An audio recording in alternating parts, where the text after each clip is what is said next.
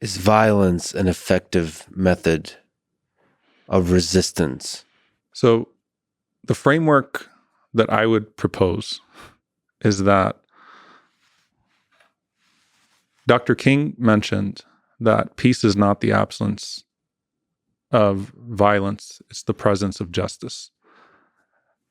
And so occupation and apartheid are violent even in their most benevolent manifestations. The default of occupation is that it is unjustified. The default of apartheid is that it is unjustified and it must be dealt with. The default of resistance to occupation and apartheid is that it is justified, but there can be transgressions even in resisting occupation and apartheid, right? And I come to this from an Islamic perspective. My moral framework is Islam. The Prophet Muhammad, peace be upon him, was outraged when he saw a woman or a child that was dead from the other side, the side of his persecutors. And so, yes, we have a saying as Muslims that they are not our teachers. Our oppressors are not our teachers. But the concept of resistance to occupation, it is morally justified. It is justified by international law.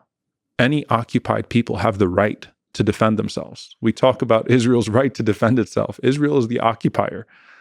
Any occupied people, by international law, have the right to defend themselves. And any occupation is unjustified and illegal. And so that's where I start from. That's the point that I come to this with. I think that the problem is that the Palestinians are told, find better ways to resist. And then they are demonized when they try to find any other way to resist. If you go back a few years ago, you had the Great Return March. People in Gaza marched to the wall in what was one of the most inspiring protests or demonstrations that I had ever seen. Marched to the wall, nonviolent protest, and snipers took out their legs. AP actually documented that Israeli snipers had knee counts, where you had an Israeli soldier that would say, I took out 45 knees. They actually had to register a scroll of knee counts. And so you have all these kids in Gaza walking around without legs now because they were targeted by snipers when they marched to the wall. We're told to find methods of nonviolent resistance, but when we boycott, when we launch, boycotts around the world in response to this transgression, in response to this ongoing oppression that the world powers have shown either the inability or the unwillingness to rein in, we're told that that's anti-Semitic, even though it is based on the South African method of bringing an end to the apartheid regime there. So don't respond with violence. Don't respond nonviolently. Don't protest. Don't try to use people power in the face of global impotence at the political level. Instead, let's just keep talking about the two-state solution. And while talking about the two-state solution, if you were to look at a map, under every single Israeli regime, conservative or liberal, whatever it is, the settlements have expanded. More Palestinian land has disappeared. More Palestinians have been dispossessed. More Palestinians have been killed. And so we have these little pieces of land that keep on shrinking. And Jerusalem keeps disappearing. And there's aggression, whether Palestinians are resisting or not. But then we're told, why can't you people just pursue peace? Why can't you just believe in a better way? All along, we're hearing Israeli ministers become far more radical and open about their intentions to wipe us off the face of the earth. And that is actually their policy. It's not just slogans. It's not fringe elements. Actual Israeli ministers, starting from the prime minister himself, who has executed a policy of the removal of all Palestinian lands and Palestinian lives. And then we're told, peace, peace, peace, peace. And it is awfully ugly when you use the language of peace to suffocate the work of justice. Dr. Martin Luther King Jr., one of his early sermons was something along the lines of when peace is obnoxious.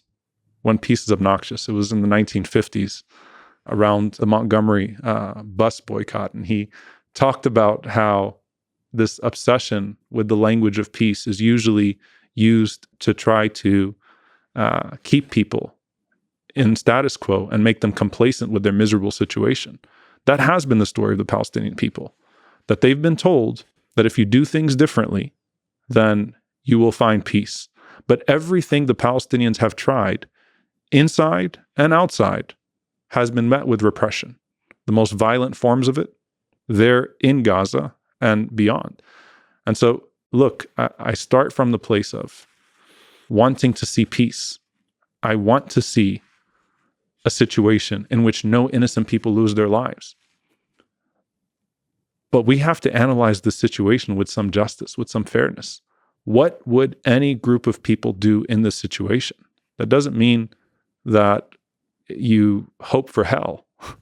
That means that you analyze the existing circumstances of hell, which was life in Gaza even before October 7th. That said, you did talk about Wa'al Aqtaqduk and dignity, and you mentioned transgressions. So there is places where violence can go too far.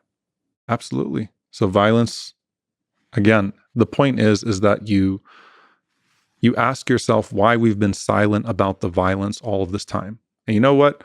When people say, well, what about this? Well, what about that? My response is this. What I would love to see is effective international bodies of justice being able to rein in any party that has committed an act of aggression or committed an act of injustice and hold them accountable. Any reasonable human being would say, yeah, you know what? There should be effective international bodies that can rein in parties that can't be reined in domestically, that could stop the violence, that could assign blame properly, and then have methods of accountability. The problem is that Israel has been made invincible in the international arena because of the United States. And then we wonder why there's such a rise in global anti-American sentiment. It's not because of American freedom. It's because America is directly participating, the United States government is directly participating in the worst genocide that we have ever seen in our lives, right? Playing out on screen, on social media. And we can't do anything about it. So I think that the point is that we need those international bodies. We need methods of effective accountability.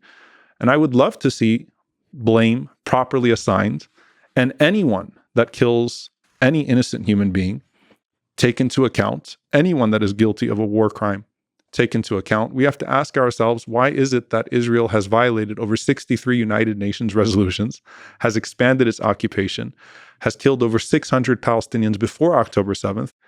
Why is it that Israel cannot be held accountable? And so when you talk about, words that get thrown around, that are used to justify violence against more innocent people. When I'm asked about terrorism, is it only terrorism if it's a non-state actor? If someone's sitting inside a room, of suits and can press a button and terrorize thousands of people and murder innocent people with no consequences, how is that not terrorism? So if terrorism is only to be assigned to non-state actors, then it's a word without function. In fact, it's a word that justifies more terror that is then rained upon innocent populations. We have to have moral consistency. Children should not be killed. Non-combatants should not be targeted. We can all agree upon that. Why aren't there proper investigative bodies and then proper international bodies of accountability then that can execute their findings in a way that makes the world a better place, in a way that actually brings about more peace? And so, I think this is where we're at right now. And this is the frustration, and this is the place that the Palestinians have been left. So to you, violence becomes terrorism when women and children, non-combatants, are killed, no matter who is doing the killing? Absolutely. Absolutely.